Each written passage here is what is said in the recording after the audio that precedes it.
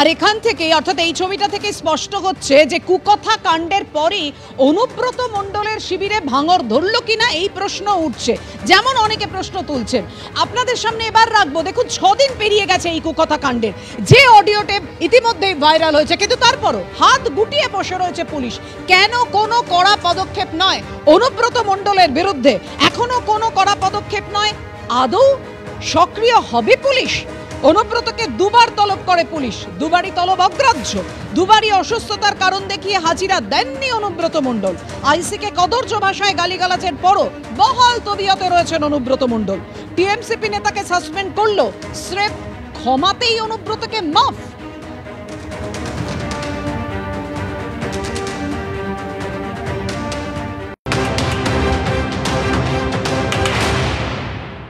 বিক্রমজিৎ তো already disown হয়ে গেছে, ওর পাশে তো কেউ নেই। সবচাইতে বড় কথা, বিক্রমজিতের পাশে কেউ নেই, পার্টি ওকে ডিজোন করে দিয়েছে। সুতরাং ওর কোনো উপায় নেই, 1 নম্বর। 2 নম্বর, ও যা অপরাধ করেছে সবগুলো জামিনযোগ্য অপরাধ। সুতরাং ও আইনজীবীর পরামর্শ নিয়েছে, ওর কিছু হবে না, ও যাবে জামিন নিয়ে চলে আসবে। অনুব্রত মণ্ডল তো পুরো বীরভূমটাকে এখনো কন্ট্রোল করে, ও এখনো সেখানে শাসন করে। ওর একমাত্র প্রতিদ্বন্দ্বী হচ্ছে জেলা সভাধিপতি কাজল শেখ।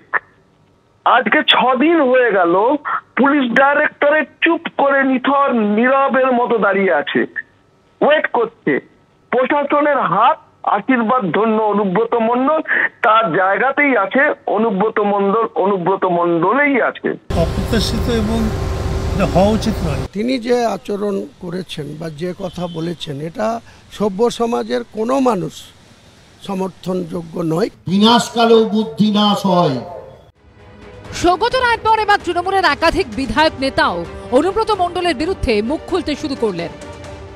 অনুব্রত মণ্ডল যেটা বলেছেন মোটেই সমর্থনযোগ্য না, কারণ সবার বাড়িতে মা, বোন, স্ত্রী, সন্তান রয়েছে। অপ্রত্যাশিত এবং হওয়া উচিত নয়। অনুব্রত মণ্ডলের জেলার ভিতর থেকেও সমালোচনার সুর উঠতে শুরু করেছে। কড়া মন্তব্য করেছেন অনুব্রত মণ্ডলের বিরোধী গোষ্ঠীর প্রধান নেতা বলে পরিচিত কাজল শেখ। কোন পলিটিশিয়ানস এই ধরনের বক্তব্য রাখুক বা বলুক, এটা আমি কোনো সময়ের জন্য চাই না, বা আমরা কেউ চাই না। আমার বাড়িতে মা বোন আছে, আপনার বাড়িতেও মা বোন আছে।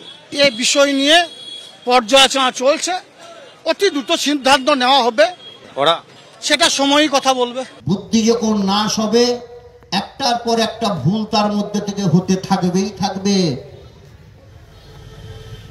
এটাই হতে চলেছে। তবে এই নেতারা যখন সরব, তখন তৃণমূলের শীর্ষ নেতারা অনুব্রত মণ্ডলের প্রসঙ্গ এড়াতে মরিয়া। যেমন শিক্ষামন্ত্রী ব্রাত্য বসু, তিনি নাকি জানেনই না অনুব্রত মণ্ডল কি বলেছেন। অনুব্রত মণ্ডল কি বলেছেন আমি জানি না, আমি শুনিনি। ফোন টোন নিয়ে কিছু বিতর্ক হয়েছে, এটা কাগজে পড়েছি। আর অরূপ বিশ্বাস তো অনুব্রত মণ্ডল নিয়ে প্রশ্ন করতেই উঠে গেলেন।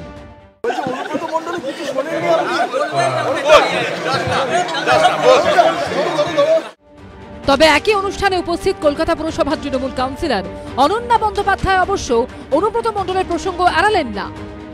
একজন মহিলা হয়ে সেটাকে কিভাবে সমর্থন করি, এটাকে সমর্থনযোগ্য নয়। কিন্তু প্রশ্ন একটাই, আদৌ কি তৃণমূলের শীর্ষ নেতৃত্ব অনুব্রত মণ্ডলের বিরুদ্ধে কড়া ব্যবস্থা নেবে? পুলিশ কি তাকে গ্রেফতার করবে? কৃষ্ণেন্দু অধিকারী, উজ্জ্বল মুখোপাধ্যায় ও ভাস্কর মুখোপাধ্যায়ের রিপোর্ট, এবিপি আনন্দ।